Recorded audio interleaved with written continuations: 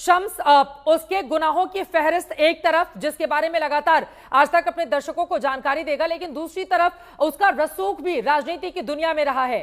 अब चूंकि उसकी मौत को लेकर परिवार की ओर से कई तरह के सवाल पूछे जा रहे हैं, किस तरह से देख रहे हैं शम्स आप इसको, और आपकी बातचीत हुई है, क्या जानकारी निकलकर सामने आई है? देखिए, जैसा कि मैं अभी बता रहा था चित्रा की जो एडीजी लॉ एंड ऑर्डर हैं प्रशांत कुमार, उनसे मेरी बात हुई और उन्होंने यही कहा,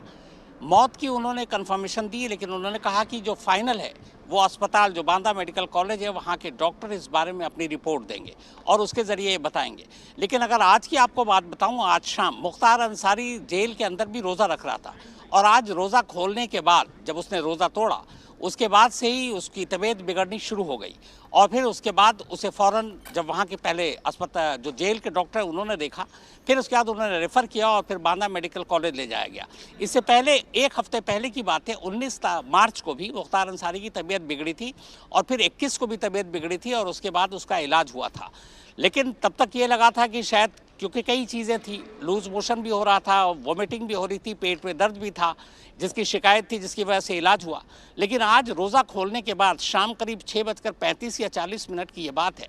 जेल ऑफिशियल के हिसाब से जब तबीयत बिगड़ी उसके फ़ौरन बाद मुख्तार अंसारी को अस्पताल ले जाया गया, लेकिन उसकी हालत तभी ख़राब हो गई थी। डॉक्टरों ने देखा, जो मेरी जानकारी है वो ये है कि अस्पताल पहुँचने के कुछ देर के बाद ही मुख्तार अंसारी की मौत हो चुकी थी। इससे पहले 2018 में भी मुख्तार अंसारी को दिल का दौरा पड़ा था और तब भी वो बांदा में था और बांदा मेडिकल कॉलेज में ले जाया गया था और फिर वहाँ इलाज हुआ, लेकिन फिर वापस उसको पहुँचा दिया गया। और ये वो दौर था जब मुख्तार अंसारी उससे पहले पंजाब की जेल में बंद था, जिसके बाद फिर यूपी सरकार उसे कानूनी लड़ाई के बाद यूपी लेकर आई थी। मुख्तार के परिवार की तरफ से इल्ज़ाम लगता रहा जब मुख्तार बीमार पड़ा कि उसको कोई स्लो पॉइज़न दिया जा रहा है, हालांकि इस बात की कभी पुष्टि नहीं हुई। लेकिन मुख्तार की तबीयत जब से वो पंजाब से यूपी पहुंचा था, उसके बाद से उसके घर वाले, उसके रिश्तेदार लगातार बिगड़ने की बात कर रहे थे। अभी लास्ट वीक मुख्तार के जो भाई हैं सांसद अफ्ताल अंसारी,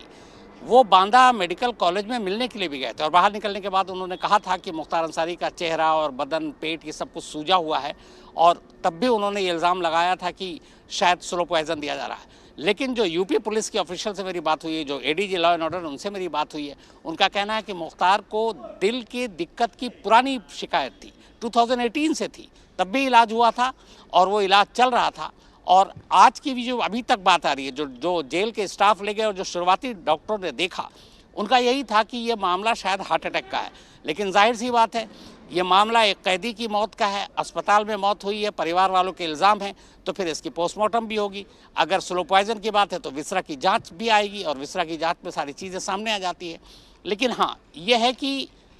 जब तो शाम तक, मतलब 1 घंटा पहले तक जिस बात को लेकर एक सस्पेंस बना हुआ था, अब यूपी पुलिस और बाकी लोगों की तरफ से लगभग ये कन्फर्मेशन हो चुकी है कि मुख्तार अंसारी की मौत हो चुकी है।